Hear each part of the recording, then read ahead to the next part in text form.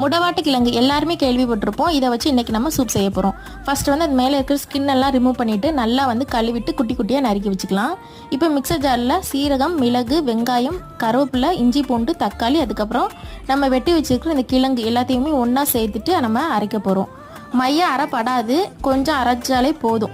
இதை வந்து இந்த மாதிரி அரைச்சி எடுத்து வச்சுக்கலாம். இப்போ வந்து நம்ம இதை குக்கரில் தான் செய்ய போகிறோம். குக்கர் எடுத்து வச்சுட்டு கொஞ்சமாக ஆயில் விட்டுக்கலாம்.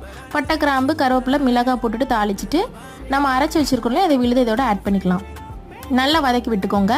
இப்போ இதில் தேவைப்படுற அளவுக்கு மஞ்சள் தூள், கொஞ்சமாக வந்து கரம் மசாலா பவுடர், அதுக்கப்புறம் வந்து உப்பு இதெல்லாம் சேர்த்துட்டு கிண்டி விட்டுக்கலாம். இப்போ வந்து ஒரு 2 கப் அளவுக்கு தண்ணி விட்டுட்டு நல்லா வந்து நம்ம விசில் வச்சிடலாம். ஒரு 4 விசில் விட்டாலே போதும், சூப்பராக வந்து குக் ஆகிரும். லாஸ்ட்டில் வந்து கொத்தமல்லி தழை போட்டுட்டு இதை வந்து நம்ம வடிகட்டி தான் குடிக்கணும். நல்லா வடிகட்டிட்டு அதுக்கு மேலே கொஞ்சமாக வந்து கார்னிஷிங்க்கு கொத்தமல்லி தழை ஆட் பண்ணியிருக்கிறேன். இதை குடிச்சு பார்த்தா செம்ம டேஸ்ட்டாக இருந்துச்சு. எங்கள் வீட்டு பாப்பா கூட சூப்பராக குடித்தாங்க. நீங்களும் உங்கள் வீட்டில் ட்ரை பண்ணி பாருங்கள்.